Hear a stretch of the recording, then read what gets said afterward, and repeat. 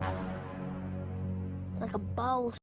What's up, ladies? This is Alex from Mindful Attraction 2.0, and in today's video we're going to be talking about how to get a guy to think about you non-stop through the power of absence and presence. All right, and this is more of an in-depth video on how to use space and your presence to get a guy to become attracted to you, because the key to making all of this works and how to get a guy to think of you, right, is really, it really comes down to, like, to sum it up in a very concrete ways, it comes down to having a life where you're busy and you vary in your activities and in your day-to-day routine, right? So at one point in the year you might be free to hang out with him, and then suddenly at another point in the year you're not, because you have something else going on in your life, right?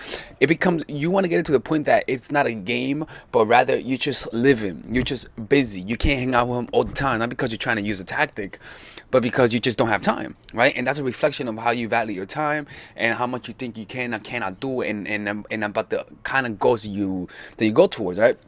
But most women don't have those emotional circuitries there, where they enjoy doing things, they enjoy meeting other people, they enjoy having other people in their lives. So as a result, I want you to guys who practice these so that you guys can get the same effect, right? So another thing about using these tactics is that this will also give you an air of unpredictability. They're not going to know what's going on in your head, you see, or in anything that you do will have a sense of uncertainty behind it, and as a result, everything that you do will have more value, because they don't know where they stand with you. You see what I'm saying? And I'm sure exactly how to do it so that you don't really ruin your relationship, but that it actually improves the relationship, right? So remember that the harder that a guy tries to figure you out through what I'm gonna be showing you, right? The more insecurity you make them feel, the more they'll think of you. You see, so the harder you are to figure out, the more insecurity they're gonna feel, and the more they're gonna think of you when you're not there. This is how we base in the video, okay? So with that being said, I'm gonna show you the different ways you can do this. Now, if you guys need one-on-one coaching, you guys know where to go. Go to mindfulattraction.org, or you can see on the link below. And if you guys want to attend my seminar in Europe, it's going to be called a transformational seminar. The seminar is based on the inner game and the mindfulness aspect and the spiritual aspect of what I teach. You guys can also purchase it on the link below. All right. So the first thing is that the first step is not first step, but one of the first steps is show interest, a lot of interest in person, but out of sight, out of mind, right? And mind you, this is all based on the things women do to me.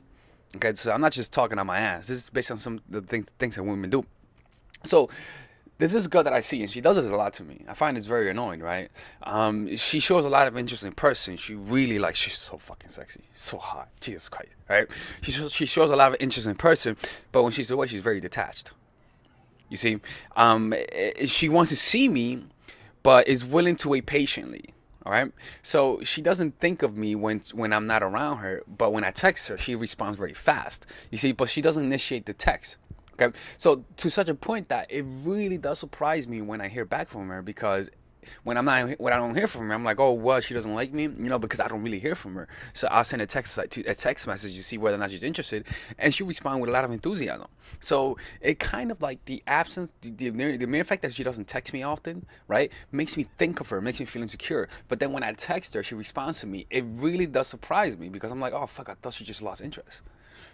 You see, and so it really does get to you. It really does affect it. It really is effective, because whether or not she's using this consciously, which I don't think so, it works.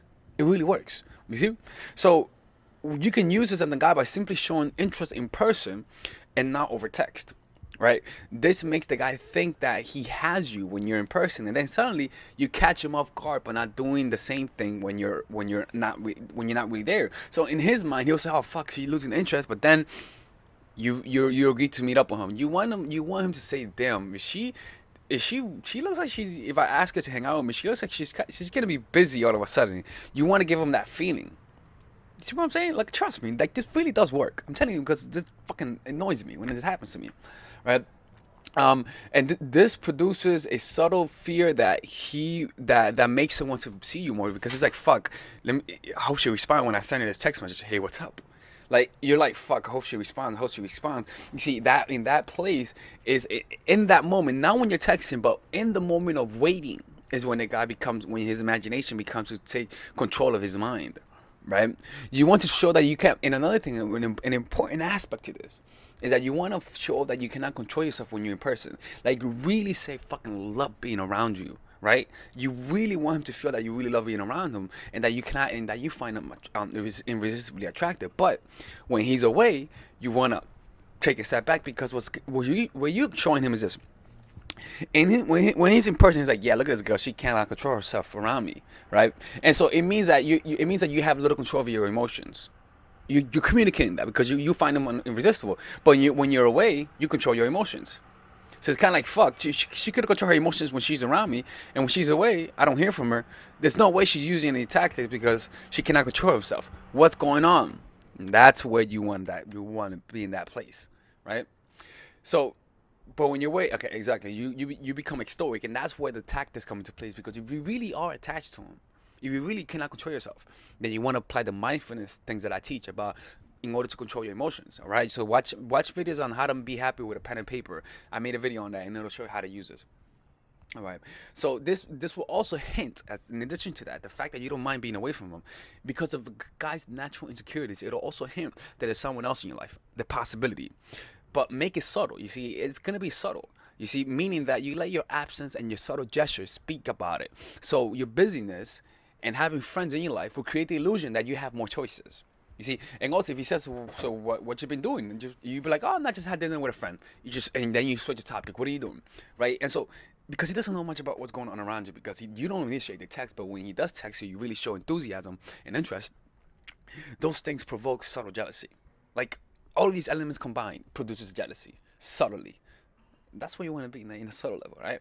The second thing, create space in the midst of an argument, right? For example, the feeling of reconciliation when you were in someone, and then when you got back with each other, produces an intense feeling that makes the guy bond with you a lot stronger, right? But the key is to create space when there's an argument. And also to create space once you feel like the guy kind of likes you, once you feel like the guy has some comfort with you, then you can introduce the argument, because it's not good to create an argument on the first date, and now it's kind of like, rather than the feeling of connection, the argument closes you both off and creates a defensive wall, Donald Trump style, where you guys cannot really communicate with each other, because you guys are already defensive. So make him undefensive by making him like you and feeling comfortable, and then you introduce your argument, right? Once you feel like he has some emotional investment with you. So, but the key is to create space when there's an argument. Are you trying to pick up with him, or do you just need a break? You see, like, to create space when there's an argument. It's something that he'll never know until the moment comes and bam, you're back. This alleviates insecurities and makes him like you more. So, for example, let's say you guys had an argument, and let's say he bailed on you to hang out, right? You'd be like, so where are you? He'd be like, sorry, I couldn't make it. I got lost. I don't know, just making an excuse. You'd be like, oh, what the fuck, man? I told you, like, if you're not gonna hang out, just say so, man. Be like, oh, I'm sorry. You know what? Never mind. Right? If you guys have some history like this, a month or two of talking, and you guys consistently see each other, adding this, you know what? Never mind. Right? And then not responding, he's gonna be like, oh, fuck. Like, he's gonna feel like I'm losing you. You see what I'm saying? Don't respond, and then act like you were. I say, you know what? I'm so sorry, man. It's my fault. I didn't mean to react that way. Let's hang out. You see what I'm saying? And so now the feeling of, oh fuck, it was an argument, now you guys are back. That feeling of like, oh, finally, creates a stronger bond. I'm telling you, man. And this makes the guy think of you. Look, I'm just letting you know, man. I know it sounds crazy, but you just gotta trust me on this. The third one. Create space in the peak of the relationship. This is where a lot of people make the mistake. Create space through like, for example, let's say you guys having this, let's say this is a fever pitch of the relationship. You guys are 2 months in, and everything's intense, everything is awesome, and in that moment you don't want to let go. That's when you let go. When you feel the most resistance to let go in that moment. And I know it's difficult, so you got to use mindfulness. Be present in the moment when that occurs, right? So you create space. Don't just create space. Create space to go on like on a mini vacation, or leave, or even better, be extra busy. Like, literally, that's what you really want to have a life that varies, where you're busy one moment, and then because something else happens, now you're free. But then another project comes, and then you're busy. Like, you want it to be natural, but if it's not natural, say you're busy, right? So the extra busy, the absence, and the peak of the emotions tend to make him think of you even more, because it's like, fuck, I got so used to her, and now she's busy, and I can't see her. Fuck, I want to see her now, right? What's best is that if he's sexually deprived, you see, because he's not having sex, and also when he's sexually deprived, he'll definitely think of you the first thing in the morning. Right?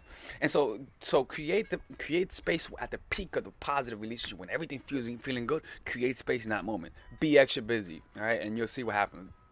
The fourth one, create space with a reason, with no reason, right? Because it will make the target think it's their fault and the desires will increase. It's very similar to creating space in the midst of an argument, but in this case, just randomly create space, randomly black out, randomly be very busy. Don't give them a reason why, just be very busy, right?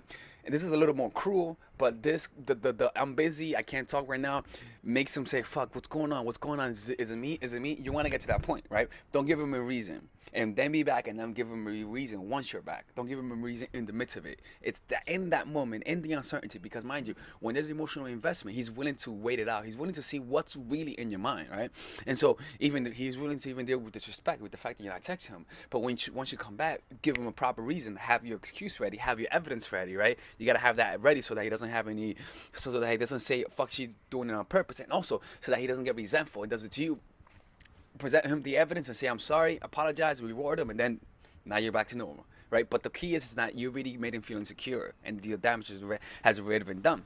The fifth one, social media space. This girl does, she's doing a good job, I gotta bring her up. She doesn't socialize with me on social media at all. She doesn't socialize with me on social media. She doesn't like any statuses of mine, she doesn't do anything, right?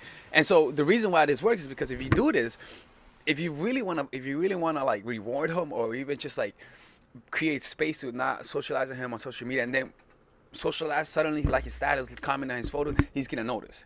And because you hardly do that with him, he's gonna get more validation. You see what I'm saying? So you could use social media as a way to say sorry. I said you fucked up and you hardly socialize on him, and then suddenly you feel like you fucked up, you start socializing on social media, you start liking photos, start liking a status. He's gonna be like, oh fuck, this is new, she never does this, right? Another thing that you could do is kind of like, if you create space, you can create space, like through not texting him, through not responding, but liking his status from time to time, right? But the key is to don't socialize with him on social media. Make him feel like, why doesn't she do that? And then just use liking and commenting when you feel like you need a spike, when you feel like there's space and now you need a spike. Oh, use that. I'm telling you, this shit works, man. I'm telling you. And also the fact that you don't socialize on social media, but then you're very nice in person, creates that polarizing effect. Tell you, man.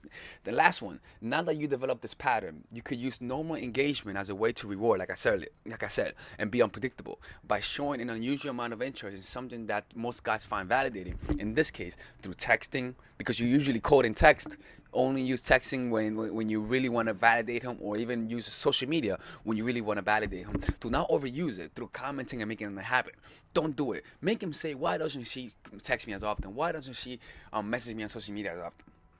Get him to that point so that when you do use it, when you do socialize with him, it has a stronger effect. When you do text him, it has a stronger effect because you really do it.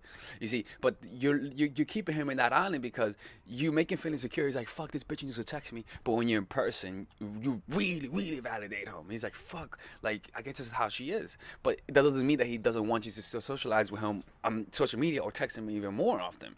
You see, and so you're using it as your anchor to control his emotions. Yeah, it's a little fucked up, but a lot of this has to do with the guy's level of insecurity, and also with how much choice he has. Does he have other women in his life? So that does matter a lot. Anyways, this is Alex from mindfulattraction.org. If you guys need one-on-one coaching, just go to mindfulattraction.org/in-game coaching. And if you guys want to attend my seminar, you can also know where to attend my seminar in the link below. Thank you and have a great day. Bye-bye.